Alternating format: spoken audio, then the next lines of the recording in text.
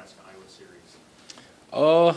I've heard a little trash talk. I was talking to Giff about it. He was like, it's not much of a series. He tries not to acknowledge it, but, I know it's a good little Thanksgiving week kind of game, and, there's a lot of emotions into it. So, I'm excited to be a part of it.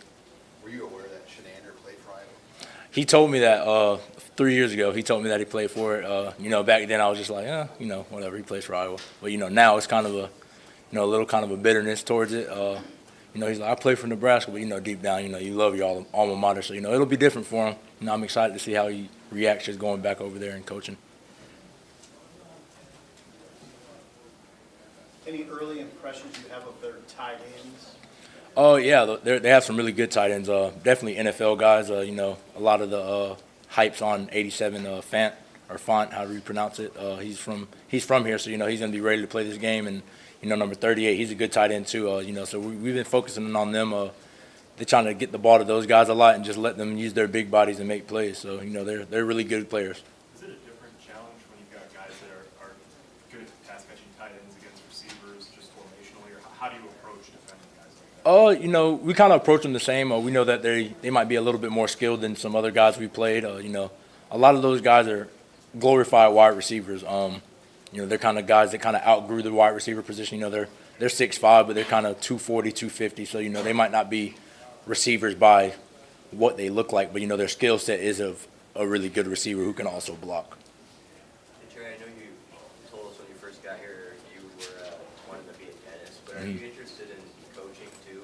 Yeah. You mentioned that at one point. Yeah, I'm glad to be in a position where I have a lot of different options. That's one of those things where after the season, I'm have to sit down, kind of let my body recover a little bit and just kind of feel out what's the best for me and what's the best decision I need to make for myself going forward. So, I have a lot of options and I'm thankful for it, so I'll figure it out once the season's over. What appeals to you about coaching?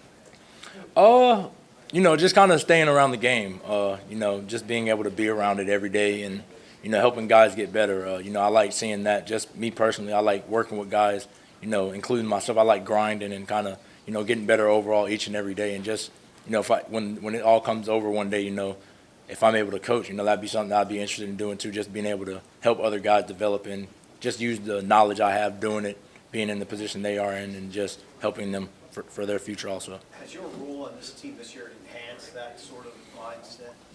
Yeah, I came in here knowing that, I had the young guys and even older guys, there's new system for them. So I knew that they would lean on me a lot, as far as asking stuff. So, that kind of stuff just, I've always wanted to help. I'm a team first guy, all I care about is winning. And if me helping these guys just learn one new thing every week, then, we're getting better. And that's the ultimate goal at the end of the day. Trey, what would a win mean against Iowa for this program? Since obviously there's not a whole lot out there, but what would it mean? It's big just because, we'll close out, this season in this second half, with 5 wins of 6, and we really think we should have won all 6. So, I think just the momentum from it, will kind of catapult us into the next year, into the spring, and, these guys would know, how good we could have been this year and how good and the potential that we have, just to build off of it. So, kind of gets that motivation going into the spring and into the summer and then into the next season. I know you guys are focused on trying to get this one this week, but you got 3 senior safeties. You've seen the younger guys in practice, and a couple of them are covered. What do you make of where the position goes after you and Antonio and Aaron and even some of these guys? We tell them all the time that, they got to be ready. Even this year, when it's time for them to come in, they got to be just as good or even better than us. And a lot of the times they are. And that's the kind of glimpses you want to see from them. So I have high expectations for these guys. Specifically, I talked to Deontay a lot. I told him it's next year for me personally, just working with him and seeing the growth he has. I think it's All-American or bust for him. And he thinks that that's not a big task for him. Just because he has that kind of ability. But if he puts it all together, like I can see it in him. He has that kind of potential and talent. Where do you see that in his game? Of course, you guys see it on Saturdays and, the plays that he makes in the little time he gets in. But, I see it a lot in practice. He's a big-time guy. He makes big plays and all throughout practice. And, just being his first year, he messes up a little bit. Everybody does. But, I know that next year, I know that the growth from year 1 to year 2, and just how great he's played in such limited action now, I know what's going to happen next year when he gets, a lot of snaps. And, he's a lot more comfortable in the system. That's why I think, it's All-American or bust for him. I've told him that. Trey, did you watch UC on Saturday night? Yeah, they look good, especially, having college game day there. I know those guys were excited. It was their senior day, so, I text them, enjoy it. It's the last time down there playing in front of those fans, so. They played really good, on both sides of the ball, and, it looked like they were having fun. So, that's the best thing is as long as those guys are having fun doing it, that's all I wish for them is just to have fun, playing football. Do you ever second guess that decision? I mean, you could have